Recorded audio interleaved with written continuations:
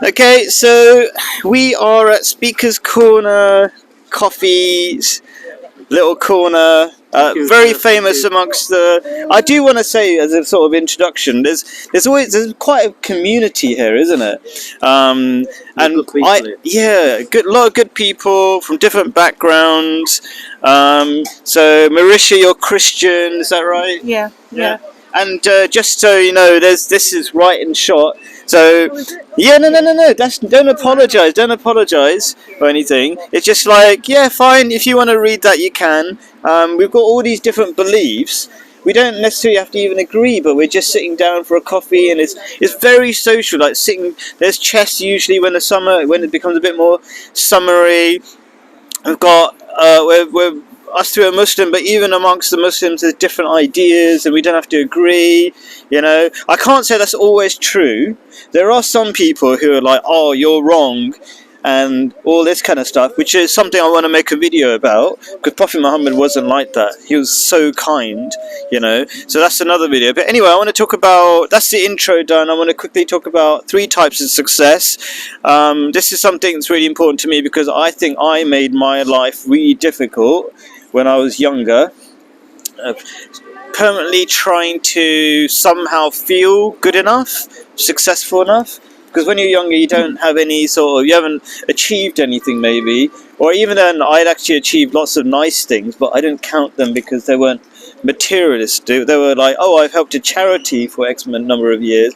But at one point in my life, I felt, oh, that's not good enough. Or even different kinds of things. So I just want to share 3 quotes, 3 ideas with a couple of lovely people, because I respect all your opinions, and I'll just be very interested. So the first kind of level, I think the lowest level of success, and this is just things I've read from Islam, but it's not necessarily a perfect order.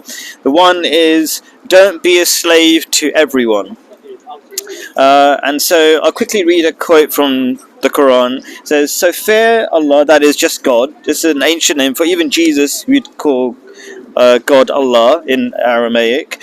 So fear Allah as best as you can, and listen and obey and spend it in His cause, and it will be good for you. And whoever is rid of his covetousness, of the covetousness of their soul, it is they who shall be successful. So let me just break that down a little bit. So covetousness means, you know, to want stuff that other people want. And so the first level, or the lowest level, I think, of freedom really is not keep wanting stuff that everybody else has, because that's never ending. And the reason why we keep wanting more, it's not that it's just come to our minds from nowhere. We watch YouTube, Instagram, or some other rich people. So, like, we compare ourselves for some strange reason to the richest people in the world and say we wish we were that. Like, we can't all be the richest people in the world. Just I've talked for a little bit. Any thoughts to share? I'm just very interested. Any thoughts? Go on. Well, I wouldn't necessarily say I'm wealthy in monetary terms, but I will just say one thing. What I am very, very wealthy, in my 66 years of being on this planet, I've had perfect health. And I'm so grateful for that. And my Creator, Allah, has given me so many skills and talents, which I'm still exploring. So I would consider myself to be very, very lucky, very, very fortunate. And I do not worry from one day to the next where the next penny is coming from. Because I found that whenever I've been in trouble, in difficulty, He's provided. Yeah. Does that answer? It says a lot of things, and I'm going to try to get because we were having a really good conversation about it, and I said, can we pause for a minute, because everybody's having like such beautiful thoughts and ideas. That's why I want to talk to you guys, or share your ideas to the camera. So part of the introduction I kind of missed out, because, you know, otherwise I just keep talking, based on what you said, is this idea of being rich doesn't make you happy. And I've seen that. So I've seen that. You can see in a sort of a national, even international level, the richest countries are the most miserable. And I watch a lot of tourist videos where I see the poorest people just can't stop smiling. That's one thing. So just being rich doesn't make you happy. But also my line of work, which is I'm a private tutor, and I taught a lot of very rich people, some of the richest people around. Wow. And it doesn't make them happy at all. Zero. And they seem to have more problems. And that's not surprising. I want to give a logical reason why being rich, I'm not anti-money by itself, but I do say it's very hard to be rich and happy, which all the religions teach, by the way. Was that both Jesus and Prophet Muhammad said very similar things about it is harder to be for a fat man to go through the eye of a needle than to go to heaven, right? And was that both Jesus and Prophet Muhammad said that? Was it? Did Prophet Muhammad say? He said something very similar. Yeah, for Prophet Jesus, yeah. Yeah. Yeah. The idea is that the logical I mean, first of all, that's a common idea amongst many religions, but why? It's because when we have more money, we have more options, and normally we're not wise enough to choose the right option. So what we do when we get more money, instead of being social, so when I was in Gambia for a while, everybody, because they're too poor to have a TV, they would all be standing outside in the streets against the walls of their houses, right? And they would all be talking to each other, all smiling, because humans are social, they want to communicate. But as soon as you have more money, then you've got the option of sitting by yourself watching Netflix, right? And people choose to be by themselves because they think that's better somehow, but then they realize they're getting depressed and lonely, which is the biggest problem in London and a lot of the West. You know, so it does make sense that it's hard to be rich and happy. I'm not anti-rich. I think also Islam balances the idea by saying there's two people to be jealous of. One person who learns the Quran, which is basically a self-help guide for humanity, right? Anybody can practice it even if they're not Muslim, right? And then he teaches it. That's one thing. But also the second person you can be jealous of, and it's allowed to be, is a rich person who gives it all away. Basically, he gives it away. So basically, a rich person, not just giving it away for the sake of it, is kind of a rich person who is enabled to help more people. And you'll feel really lucky if you can do that. But it's very hard for a person to do that, because the more I've seen, even in my own family and different people, some people, they get richer and they feel poorer. Because when you get more rich, you become more dependent on that money, and then you feel like, oh, I can't give it away. And then you feel poorer because you become more and more dependent on it. Is that really confusing? You're yeah? Cool. So the verse I quoted was a little bit long. It said, fear God first, and then listen and obey. Basically, practice it. I don't want to go on to about too much, but it's very easy to say you should not be covetous. You should not be looking at other people's things and wanting it. But what's the practical step? I'm not going to go through the whole verse because that would take like a 20-minute thing. Okay. I will say the beginning of the verse is saying fear God. Okay, when you fear God, there's two things in that. One is your self-awareness of what you're doing on this planet. Are you just here to collect things? Are you going to be the richest person in the grave, sort of thing? Okay, but also fearing God. People think that's a bad thing to do, but God is very loving. But fearing God, knowing that you're going to have to take, you're accountable for it, makes you think twice about being selfish and evil. Yeah, because God just wants you to be nice, basically. That's one thing. But the real thing I want to talk about is the end bit of it, which is if you can spend in His cause. So the reason why people become dependent on money, or a way to get off being dependent on money, is to give a little bit away. Because when you give a little bit away, and I want to get opinion here, because I realise I'm doing talking. I'm going to ask you particularly, right, because I like your involvement. When you give a little bit away, you realise, the world didn't end. I'm not poor. But when you keep collecting money, you feel like, oh no, I have to keep it all to myself. And actually, I'm going to stop it there because there are so many benefits of giving a little bit to charity. But any thoughts? Just any thoughts, Marisha? Yeah, well, Jesus said, "Woe unto the rich," so that says everything really to me. And the other verses about blessed are the poor, Lazarus, the example. So yeah, it's we're not meant to amass for ourselves things here. it's a responsibility, isn't it? If you get money, it's a responsibility, and you gain a lot from giving to other people. And I do like to. I always miss out bits for my introduction, but my introduction would go on forever. One of the things I like to say is I'm not just talking about just faith by itself. Psychologists are agreeing with religion again and again. People don't realize. So they do an experiment where we're having coffee here, or hot chocolate and coffee. They say you're more happy buying coffee for somebody else than having a coffee yourself. Now, people who drink coffee are not usually really poor people who've not got any food. It's kind of luxury, isn't it? So you've probably had 1,000,000 coffees before, but buying it for somebody else builds a sort of love and connection. Like we were fighting for it earlier. It's a really good Arab tradition, but he won because he's actually Arab. Yeah. I lived there for a few years, but I'm not skillful. I was gonna force it, but it's like it looked ugly, wouldn't it? We're literally fighting to pay for coffee. I would love to go to Syria. That's one of my ambitions. All right, I'm gonna try to get you there, inshallah. Good waiting. All three of us must go together. Yeah, Honestly, definitely. Seriously. Yeah. And you can show me around. Yes, all the mosques. Yeah, and the history, the buildings, the people, the little cafe. We're talking about coffee. Yeah. Real coffee in Syria. Sorry, You'll have to come through Jordan though. My invite. That's okay. That's we'll have to take the car through. But anyway, that's another conversation, right? But yeah, real humanity there as well. People really love each other rather than things so much. But so that's one thing. You know, giving some of your wealth makes you realize you're not gonna die and become useless. In fact, you're quite very happy with a little bit less wealth.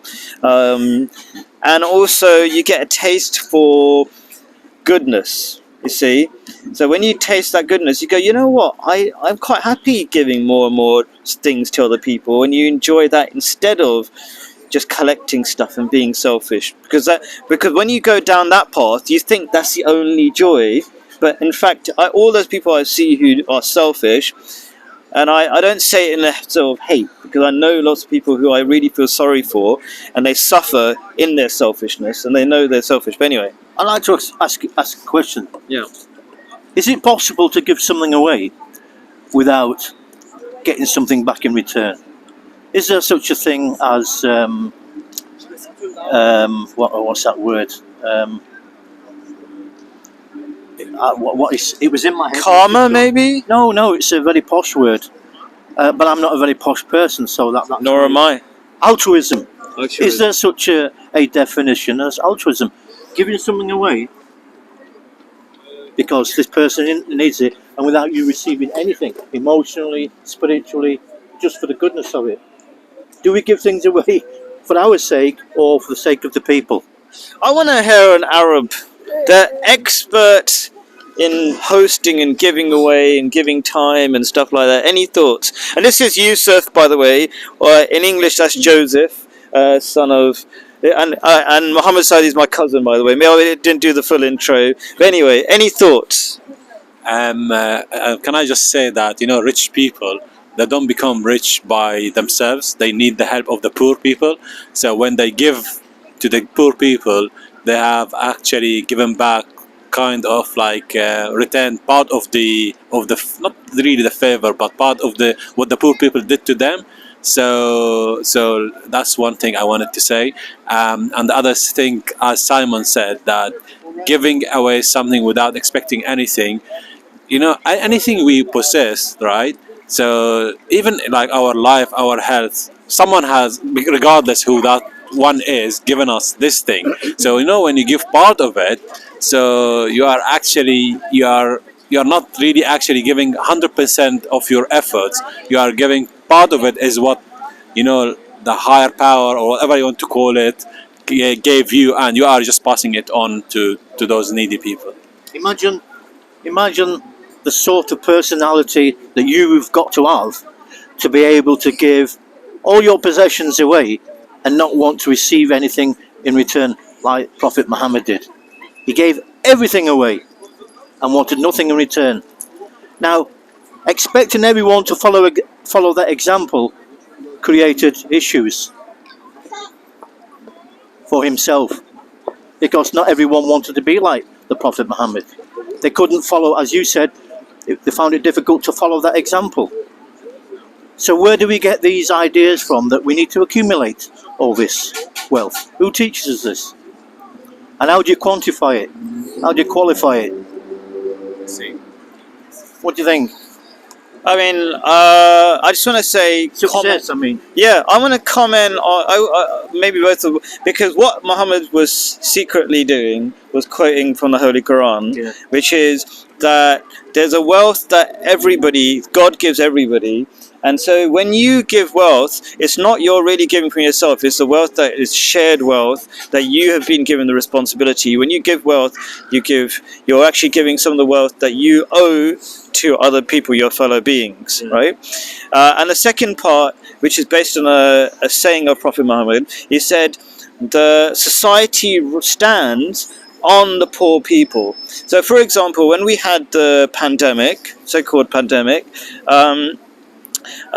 we had clapped for the heroes, including the dustbin people, the nurses, all the poorer people. And we know that if they didn't do their job, none of us could survive. So if the dustbin people didn't clean up the bins, there would be rats everywhere and we couldn't function. So we depend on these people. So crushing them, like a lot of rich people try to do, because they don't realize their wealth depends on everybody, all the poorer people doing their job, is not really thinking very well. But this idea of being, how can you be, can you give without expecting anything back? And you gave the example of Prophet Muhammad, peace be upon him.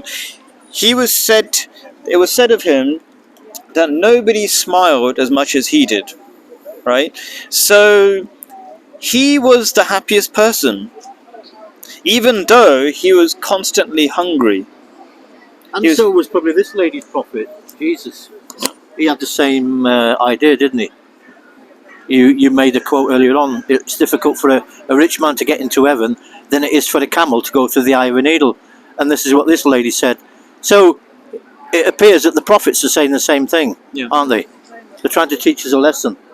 And you know, when that poor, I think there's a story where at the time of Prophet Jesus, peace be upon him, when I think he asked for some kind of donation or something, and all these rich people, they didn't bother, but there was this poor lady who, I think she gave away all what she possessed. He said, she's better than you all. Absolutely. Yeah, I don't remember the details, but I remember, yes, yeah, so it's about what you give, not about how much you possess. That poor lady, she gave maybe a little amount, very tiny bit, but in reality, she has done a better job than all these rich people. So, yeah. And so that you'll see that all the followers, the initial followers of all prophets, Jesus, Prophet Muhammad, I think Prophet Buddha was a prophet, they're always the poorer people, because it's easier for them, because their arrogance hasn't built up. Because when you're rich, and they've shown this in psychology, by the way, I'll give you a really funny example, right? So we all know Monopoly board game. Now, if I said we were playing Monopoly, and they did this experiment, okay, and I always ended up in jail. no, I'll tell you the really funny thing. You'll be shocked. They did this as a psychological experiment. They put it on camera and did loads of people. Okay, they gave, like, imagine us two had all the money, and it wasn't a secret. Like, and maybe we had double your amount of money. Yeah. Okay. You've got all the brat. Right? Yeah, It's obvious that we had a benefit, right? But the funny thing is, the people who play, even though everybody knows we were given an unfair hand, they become proud. And they think it's their ability that made them successful. So that's the way brains work. Where if you study psychology, you realize how stupid human beings are. Okay? And so it's the rich people who think they are better, and then they cannot listen to prophets who are always poor. And the reason why they have to be poor is because God doesn't want people following them for money. They want them to follow for faith and for the real right values. So they always start off poor. They become successful at the end a lot of the time. Prophet Muhammad became the ruler, but then everybody became Muslim, but then not all became Muslim for the right reasons as well. That's the problem near the end of his ministry, right? Because it eventually happens when you have money, wrong people join for the wrong reasons, right? Although there were all the early followers were the best, but there were some good followers as well, even when the money was there, right? So that's just one thought. Now I want to quickly skip to the next two because I like to try to keep my videos short. Just before you go there, Yes. would you consider then the prophets of yesterday to be socialists? I don't. People go into all the terminology of what socialist mean, but if socialist means caring for community over the individual, then yes, because that's what Islam is. Islam says, you know what? Yeah, if you want, you could be selfish and drink alcohol, but if you care about everybody, then you'll give up your personal right to get drunk and have a bit of fun and hit people because you think that's fun, because that's what alcohol makes you violent and even depressed, right? So yeah, But then they would be care saying that capitalism is the problem. No, they would say, because none of the prophets stopped capitalism. They just said you have to use your money wiser for other people. Capitalism. So again, that's a modern term. I don't want to get carried away with it. But that's a modern term. But you can see where I'm going. I mean, they had the same issues back then with poverty and destitution and everything. Yeah. But you still had an elite, like in the Roman days. You still had this elite group of people who had all the power, and as our brother said, they lived off the benefits from the poor. So it depends what you mean by capitalism. I don't like to get into too many definitions, but let's just say, for me, capitalism just means a way, and you might disagree with this definition because I try to keep it super simple. It's just using money to make it easier to exchange goods. I'm glad you said that, because I'm going to use this platform to say this. Yeah. There's nothing wrong with capitalism as long as it's got a small c. Yeah. Okay? We still need to be organised and flourish in this society, but the people at the top basically need to give more, what we've just been talking about, give more back into the system, so we can have a better education system, a better national health service, pay the bin men better wages, and so on and so on. I'm not saying get rid of capitalism. I'm saying let's have more control over the taxes. Tax the multinational corporations. Yeah. So it's So Absolutely. Because at the end of the day, the majority of the people are making them the wealth. The tiny people are enjoying it, and the majority are making it. But unfortunately, like nurses or the civil servants, they are doing the work. But they are living like hand to mouth. That's it. most of the country is living hand to mouth. Agree. So I'll just quickly, since you brought up capitalism, I'll tell you quickly Islam's solution, and it's unique in this, okay, which is, it says, well, the wealth of the country, and I'm not going to be long about this, by the way, but the wealth of the country belongs to all the people, and they have basic rights about food, shelter, and whatever, right? Absolutely. And so what you're seeing at the moment is new age slavery through capitalism, because people are forced to work for no money, and they keep being forced. Like, you know, Amazon, for example, they don't let their workers go for even a toilet break or something, right? Yeah. Right. So that's modern day slavery, Well, that's right? wrong, isn't it? Yeah. So if you are given a basic wage and basic rights, basic shelter, all your basic needs, okay, then you will not be a slave to the wealthy, because you don't have to work. But then all the other basic amenities, like dentistry, like healthcare, like schooling, should be exceptional, especially in an affluent society, stroke country that we're living in. Yeah. But that's not the way it's going. It's going in the opposite direction. I just want to say one thing before you change over. Yeah. I went into Morrison's yesterday, and for the first time, I saw two young ladies in there collecting money for a children's charity, because these children have got no food. Can you believe that? In this country, in this rich, wealthy country, charities now are collecting money because children can't go to school with food. Teachers are having to take food to school to give to the children. I ask you this question. Wa alaikum salam. Assalamu alaikum, Saeed. Is that the Are we going the right way, do you think? Absolutely not, because it's what I call a degeneracy, using what's his name, Andrew Tate's kind of words. But he's on the point, on the dollar, as they say. He's very good at pointing things out to lack of any religious standards, which religion brings all the standards of values, and they're all disappearing. So there are no values, and there are no taking care of each other. But I'm gonna whiz through. I'm gonna make the what I want to do is I want to say my final 2 points, and then everybody can comment on them, because I want to get through the video, right? So the lowest level of success, I think, is not to be a slave to everybody. But then the next level, I think, is to really love every day. And the way you love every day is to realize you're a traveler in this world.